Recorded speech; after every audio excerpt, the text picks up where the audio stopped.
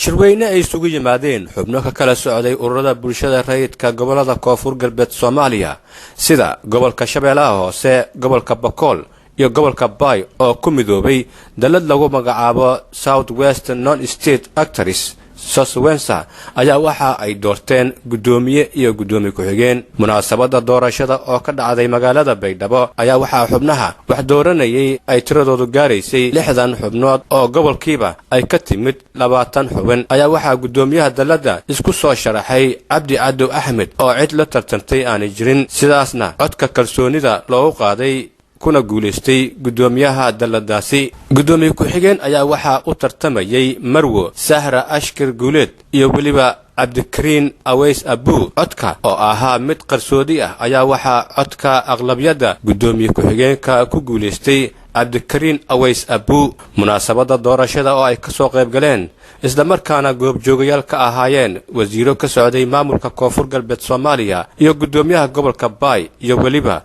marti sharaf kale ayaa waxa guud ahaanba natiijooyinka doorashada ku dhawaaqay gudoomiyaha doorashada Aadan Yare, wuxuuna ugu dhawaaqay sida tan: Somali South West Non-State Actors marka ma inta ka tartamay jagada gudoomiyenimada Cabdi Cadow Axmed والله لا ترتماين لهاينا كاسو كقوليسدي قدومي نمدا دلدا جرياش عن دولة هين يكون فرقة بالسومالي كذا استلمنا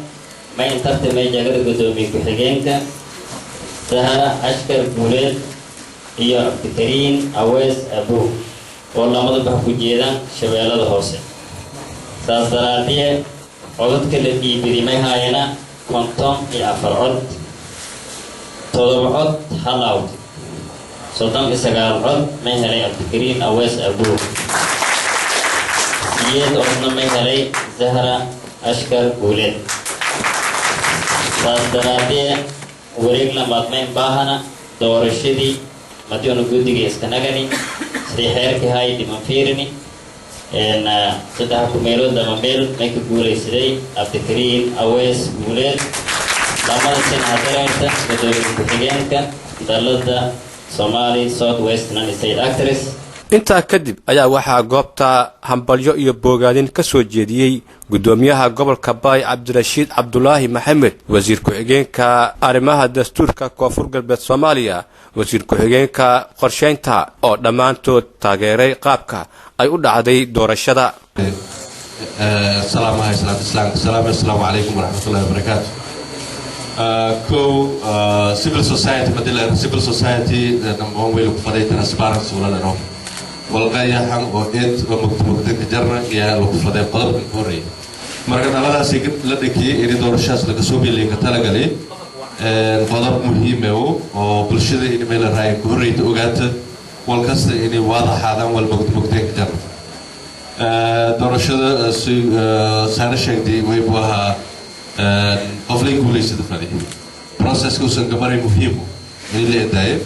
تكستر من الجزائر مركز قلب كوري طبعا تيم كميلو ذي هولي يبورك أبدونا لكن ويبقى كوري تقلب كوري كمية مسرعة إن اللي هلا فرصة إن سكوي كوران ستيرو قبل أرانتيو حوالات يو وده شقيتيو يو ميل رئيس سوسايتي كسابس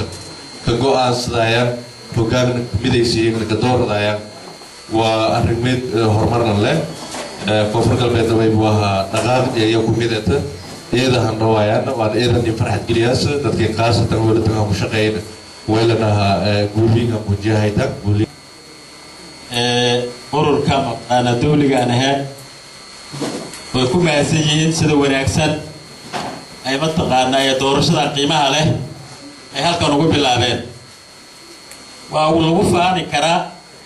alxamdulilaahi rabbil caalamiin sanduuq in la dhigto oo mataqaanaa la tartamo qof guusha raacdo waa wax lagu faani karo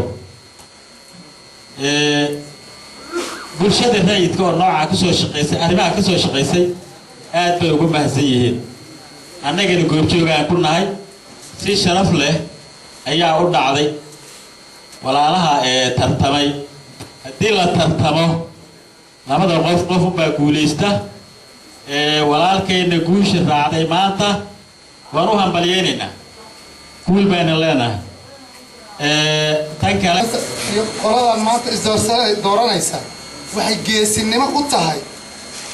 waxa weeye qofka bini aadanka ah inuu wax doorto oo la doorto waa geesinimo ninka guulaystay walaalkay cabdi caddo gudoomiyaha waa u hambalyeynayaa walaashay iyo walaalkay gudoomiye ku-xigeenka waxa weeye iyaga guushooda keliya maaha waxa weeye gabadhuna way guulaysatay maxaa yeelay geesinimadii ay inay soo tartanto oo ay cod ka doonto 60 qof baa waxay tahay iyada nafteedu waa geesinimo marka taasaan ugu hambalyeynayaa waxaa meesha hase yeeshee waa dalladii ugu ballaarneed uguna horeysay ee ay ku midoobaan ururada bulshada rayidka koonfur galbeed Soomaaliya. Abshir Maxamed Nuur Mandela, Royal TV, Baydhabo.